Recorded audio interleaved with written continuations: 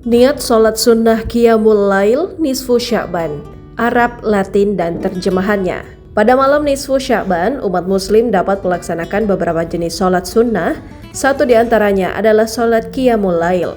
Dilansir dari basnas.go.id, sholat Qiyamul Lail atau sholat malam adalah bentuk ibadah sunnah yang sangat dianjurkan, terutama di malam penuh berkah seperti nisfu Sya'ban. Sholat ini dapat dilakukan dengan jumlah rakaat tidak terbatas. Biasanya dikerjakan 2 rakaat, kemudian ditutup dengan sholat witir. Dilansir poskupang.com, sholat Qiyamul Lail adalah sholat sunnah yang dikerjakan pada malam hari, yaitu setelah sholat isya hingga menjelang subuh. Sholat ini merupakan ibadah yang dianjurkan untuk meningkatkan keimanan kepada Allah Subhanahu wa Ta'ala. Berikut niat sholat Qiyamul Lail nisfu Sya'ban, Arab, Latin, dan terjemahannya. A'udzubillahi minasyaitonirrajim.